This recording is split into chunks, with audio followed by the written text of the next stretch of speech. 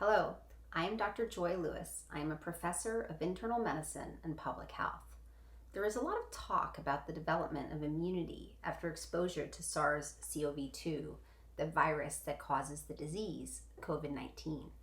A recent newspaper article estimated how long it may take to get to the point where a large portion of the population is immune, and others have talked about using antibody tests to see how many people are already immune, perhaps from an asymptomatic infection or from an infection that came before SARS-CoV-2 was known to be circulating in this country. And there are major problems with this newspaper article and these speculations. They are based on assumptions that are not true. We do not yet know if having COVID-19 and recovering makes you immune. We don't know if having antibodies to this virus makes you immune. Further, there are many different antibody tests in use. And with some of them, if you are a person who has not had a known exposure to the virus or a known COVID-19 illness, or if you are someone who is not at high risk based on your work or where you live, the chance that you don't have the antibodies may be higher than the chance that you do have the antibodies, even if you have a positive antibody test. If you are going to get an antibody test, it is important that you understand what the test means and what it doesn't mean. Here is a summary of what is known about antibody tests and COVID-19 as of today, June 4th, 2020. People with COVID-19 can form antibodies to the virus. These are proteins in the blood that the immune system forms in response to infections.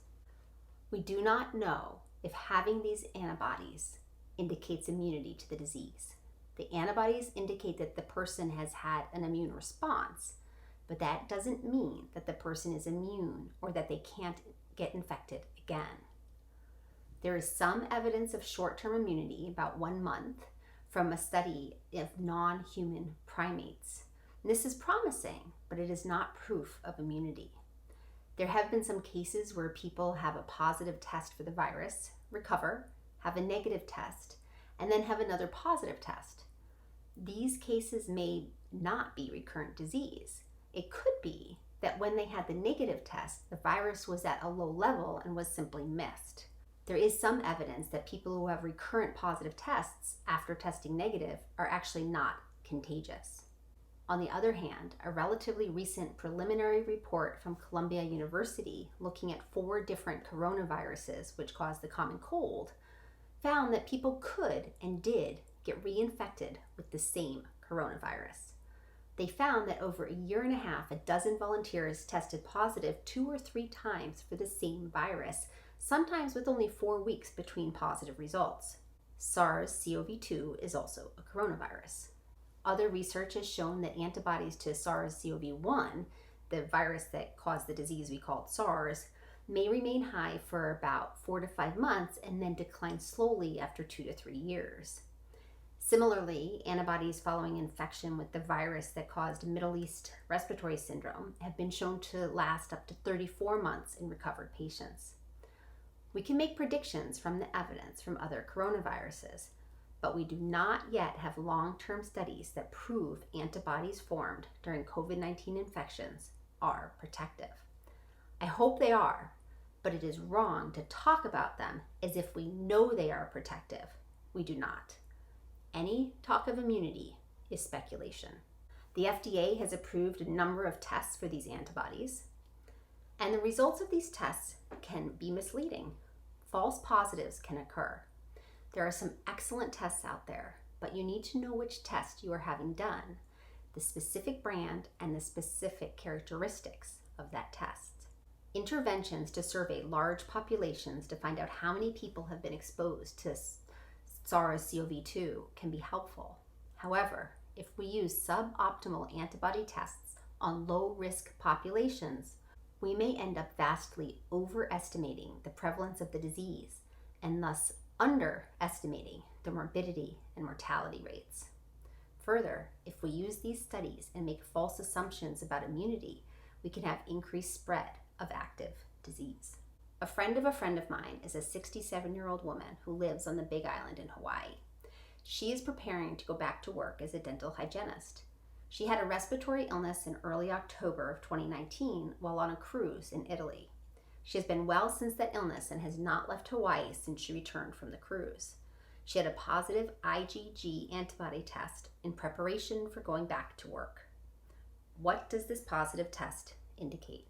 It does not indicate that she has long-term immunity to this virus. We would love it if she did, but the positive antibody test does not mean she is immune. I am focusing on this because there is danger in getting a positive test and then assuming you are immune. First, having antibodies does not prove that you have immunity, short or long term, and second, the test could have been a false positive. You can see how it can be dangerous for someone to think they are immune and to think that they can't pass the virus on to others, particularly if they work as a dental hygienist. Before we go into detail about test characteristics, I want to briefly explain the two major different types of tests that are being used. There are tests for the virus and tests for antibodies that are formed in response to exposure to the virus. The viral tests are used to determine if someone is actively infected with this novel coronavirus. If you get checked to see if you have the virus, whether you're sick or not, and could be contagious, this is the type of test you get. These are tests that use Q-tip-like swabs in the nasopharynx or throat, or measure sputum or fluid from other body fluids. And these are looking for the virus itself. Remember, people can be contagious and can have active viral infections even without any symptoms. The other type of tests are antibody tests. These are from blood samples and are measuring the body's response to the virus. This response is in the form of IgG, IgM, or other proteins. Positive tests may indicate past exposure to the virus. I say may because false positive tests can occur. Which test did she have? She had an antibody blood test, and she doesn't know which one was done. There are many FDA-approved tests.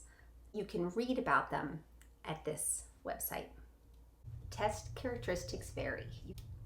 The two key terms to understand are sensitivity and specificity.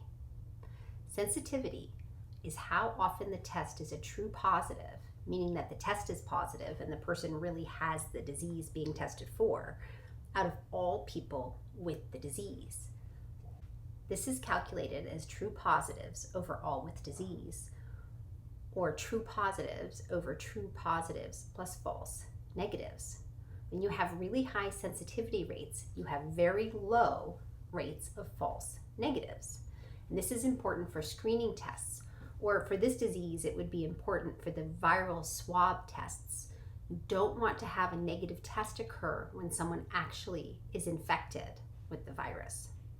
Specificity is how often the test is a true negative, meaning the test is negative and the person really does not have the disease or the condition, or in this case, the antibodies. And this is true negatives over all without disease, or true negatives over true negatives plus false positives. When you have a really high specificity rate, you have very low numbers of false positives. This is important for tests like the antibody tests, where you don't want to presume someone has the antibodies when they actually don't. Here's where it can get confusing, but this is the most important part. These test characteristics tell us about the test in controlled situations, where it is studied against samples that we know are either from people with the disease or from people without the disease. But these characteristics don't tell us what we really want to know. What we want to know is, what are the chances that a positive test in any given person is a true positive? Or what are the chances that a negative test in someone is a true negative? These are the positive and negative predictive values. We need to calculate these based on the population in which the test is applied, or based on the chances that the person had the disease or didn't have the disease before doing the test. You'll see the math for this is a little different. For positive predictive value, you look at true positives over all who test positive. So this is true positives over true positives plus false positives. Negative predictive value is true negative over all who test negative. So this is true negative over true negative plus false negative. It turns out if the chance that the person had the disease in the first place, so before you do the test, is very low, then unless your test has 100% specificity, your positive test may not mean much. The positive predictive value may be very low. I will give you some examples to help drive this home, and then I will show you how to do the math. You may see advertisements for antibody tests that say things like only 1% false positive rate or 99% true positive rate, when what they are really referring to is the specificity of 99%. You will see that even with specificities as high as 99%, you can end up with many false positives. It depends on the population to which the test is applied. It is also important to recognize that the number shown as the specificity might not be the exact specificity for the test that is in use. On the FDA website, you see 95% confidence intervals around the specificity values listed for each test. You can say with 95% confidence that the true value for the specificity is in that range. So in other words, the actual test you get may have lower specificity than what is listed. And lower specificity results in lower positive predictive values. For this woman who is a dental hygienist in Hawaii, what are the chances her test was a true positive? Well, it depends which test was done. There is one test available that has a sensitivity of 100% and a specificity of 99%. Let's think about the chances that she actually had COVID-19. She has not been around anyone who she knows was sick. She took a cruise, but it was before any known outbreaks in Italy. She lives in Hawaii, where the case counts are low. Most likely less than 5% of the population has had this disease. So using this information about her, the chance that she actually had the disease is relatively low. The term prevalence is used to represent the portion of the population who have the disease. With these test characteristics, and assuming a prevalence of 5%, so 5 out of every 100 people have had the disease, then the positive predictive value, or the probability that her positive test is a true positive, would be 84%. That means there's a 16% chance that it was a false positive. This is an example with a really strong test and a prevalence of 5%, which is likely an overestimation of the prevalence where she lives. Using the same test and a 3% prevalence, the positive predictive value goes down to 75.6. And if we used a slightly lesser test, so a test with a specificity of 98.8%, assuming the population prevalence of 5%, the chance that her positive test is a true positive goes down to 79.4%. And if we assume a population prevalence of only 3% using the same test, it goes down farther to 69.4%. These drops in positive predictive value come from very small changes in specificity. In this case, a change of 0.2%. There are a number of approved tests that have worse performance than these.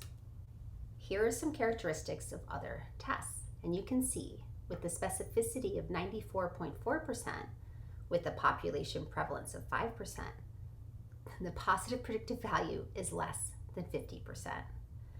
If she had this test and we use the pre-test probability or the prevalence of 5%, the chance that she does not have the antibodies is actually higher than the chance that she does have the antibodies when she has a positive test for the antibodies. Other tests listed here perform better. As the specificity increases, you can see the positive predictive value increases, but they all leave much room to wonder what the truth is. And using these same tests, if we use a population prevalence of 3%, the positive predictive values are even lower. For these first two tests, the chance that someone does not have the antibodies is much higher than the chance that they do, even with a positive test. Before you get an antibody test for yourself, make sure you know what test is being used. If you don't think you actually had COVID-19, think about the chance that you could have been exposed. Were you in close contact with someone who had COVID-19? Do you work somewhere that could have resulted in exposure? What is the estimated prevalence where you live?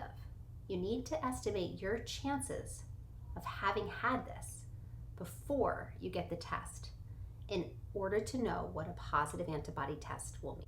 From a population standpoint, it is important that we get this right. Let's look at this with a much higher prevalence rate. Nowhere in the United States has a rate as high as 30%, but let's see how the tests work if we assume 30% prevalence or a 30% chance that someone has the disease before doing the test. You see that with that higher prevalence, the positive predictive values all increase.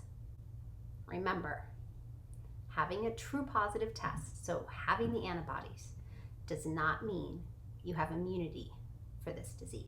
There is still a chance that you could get reinfected, and there's still a chance you could pass the virus on to others.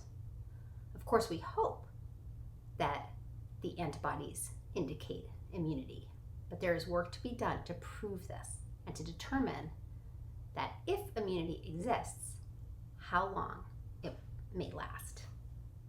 If you like, you can enter the test characteristics of sensitivity and specificity and plug in the population prevalence estimates, and you can get positive predictive values using this link here. I will go over 2 examples in a moment to show you how to do these calculations yourself. But some may not want to stick around for the math, so I will finish up. Here are some references and some important points to emphasize. Don't assume you are immune, even if you have a positive antibody test. Wear a mask or a face covering of some kind. Wash your hands. Practice physical distancing. Support widespread testing for active viral infections. And support contact tracing for positive tests that show active viral infections. Now we get to the fun part. So think about a population, and in this case, people either have the disease or they don't have the disease. So here we have what we call a 2x2 table, and you have all the people who have the disease in this column and all the people who don't have the disease in this column. And then these people get tests. Some people test positive and some people test negative. And what the manufacturer tells you is the sensitivity and specificity of these tests.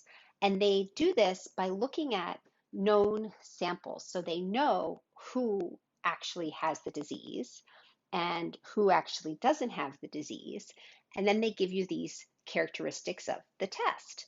So the sensitivity is going to be those that both have the disease and test positive, so true positives, over everybody who has the disease.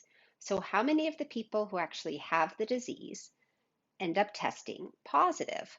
So that's going to be this box A over everyone who has disease, so over A plus C. So some people will both test positive and have the disease, and some people will test negative, but they actually have the disease, so these are false negatives. So sensitivity is calculated by taking the number in this box here, the true positives, they tested positive and they have the disease, and you place that over everyone who is in a diseased state. So A over A plus C. Let's contrast that with the specificity of the test. And that's where you take of all the people who don't have the disease, and you do some tests, some test positive and some test negative. And then you look at those that both tested negative and don't have the disease, so the true negatives, and you take that over everybody who does not have the disease. So that's going to include true negatives and then some false positives, because some people will test positive, but they don't have the disease. So that puts you to D, true negatives, over B plus D, all non-diseased. These test characteristics are created by looking at known values. So using these tests and looking at, in this case for antibodies, some blood for people where they know that they should have antibodies, and then some people that they know they should not have antibodies. And we are now going to look at the same 2x2 table and how we use this to calculate positive and negative predictive values. Here is the table. You still have the column with all who have disease, and then the column with all who don't have disease. But what you really want to know is, of the people who test positive, what is the proportion of those who have a true positive, so they really have the disease? And similarly, of the people who test negative, what is the proportion of those people who have a true negative, so they really do not have the disease? These are the positive and negative predictive values. To calculate the positive predictive value, you will determine the proportion of all who test positive who are in fact true positives. So that would be true positives over all who test positive, or true positives over true positive plus false positive, and that would be A over A plus B. That is the positive predictive value. Similarly, for the negative predictive value, you will take the true negatives over all who test negative. So true negatives over true negatives plus false negatives, or D over C plus D. I will present some examples. First example, we're going to take a test with a sensitivity of 88%, or 0.88, a specificity of 98.8%, 0.988. And let's assume that the prevalence in the population is 3%.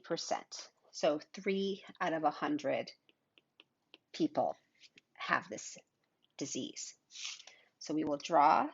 So that's what you know. And what you want to know is, what is the positive predictive value? If you get a positive test, what is the probability that it's a true positive? So we're going to make a quick table: disease positive, disease negative,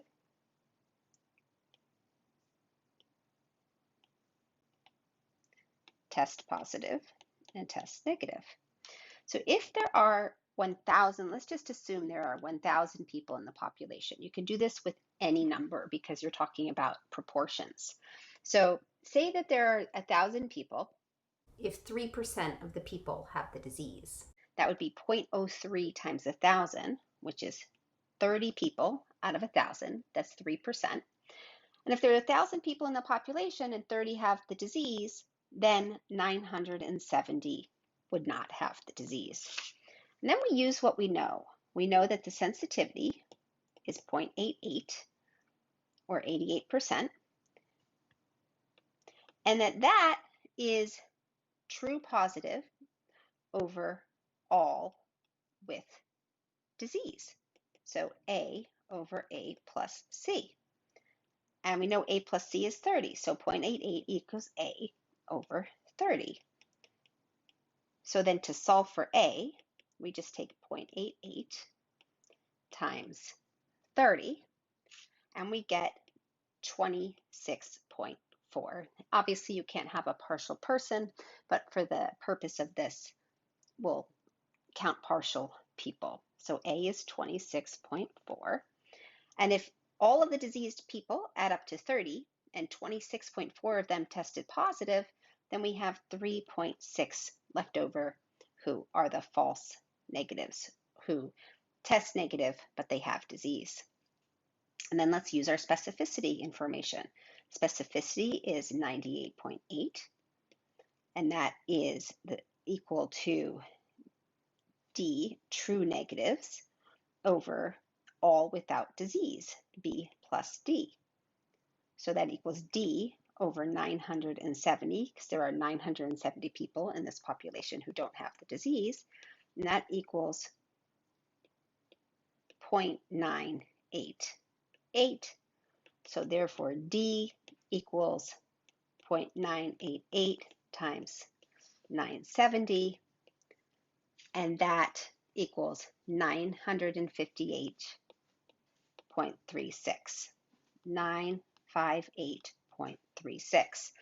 So if there are 958.36 people who tested negative and don't have the disease, then the rest of the people who don't have the disease would be 970 minus 958.36, and that gives you 11.64. So in this experiment, how many people would have tested positive? Well, it would be 26.4 plus 11.64 equals 38.04. How many would test negative? 3.6 plus 958.36 is 961.96. You can check your math and just double check that 38.04 plus 961.96 equals 1,000, and it does. So now let's get at what we really want to know. We want to know what the positive predictive value is. And remember, the positive predictive value is true positives, so A, over all who test positive, A plus B. So here, the positive predictive value is going to equal 26.4 over 38.04. And that equals 0.694 or 69.4%.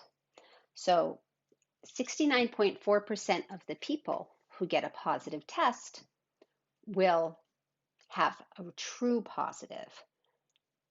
And that tells you that you still have a little over a 30% chance that your positive test was a false positive. Because remember, the definition of positive predictive value is true positive over all who test positive. For the next example, I preloaded the information to make this go a little faster.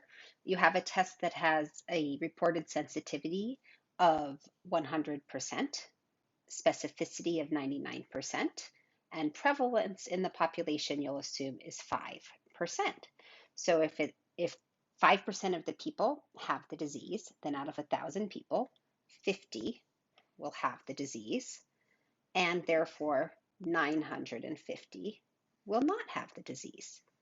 And then you apply this antibody test to this population, and some people test positive and some test negative, and we are going to calculate the positive predictive value using what we know. So if the sensitivity is 100%, that equals 1. That equals the true positives over everybody with disease, or A over A plus C. So therefore, 1 equals A over 50, A equals 50. So if A is 50, 50 people both test positive and have the disease, then there are no people who have false negative tests. Nobody tests negative who has the disease. So this would actually be a fantastic statistic to have for a test for the virus, for the viral RNA, because then you don't miss people with disease. We also know the specificity is 99%. So 0.99 equals D over B plus D. So equals true negatives over everyone without disease. So that would be D over 950. So that's the number of people without disease equals 0.99. So D equals 0.99 times 950. D equals 940.5. 940.5.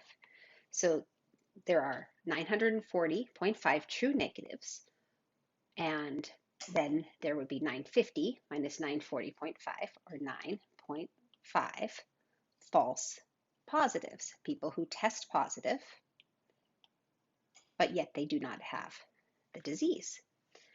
So just tallying up the positive tests, 50 plus 9.5, 59.5, and 0 plus 940.5 is 940.5.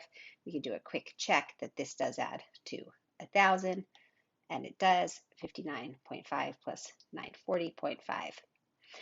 And now we have what we need to calculate the positive predictive value. So that would be true positives over everybody who tests positive equals 50 over 59.5 equals 0.84, or 84%. Thank you for listening. Please feel free to reach out with any questions.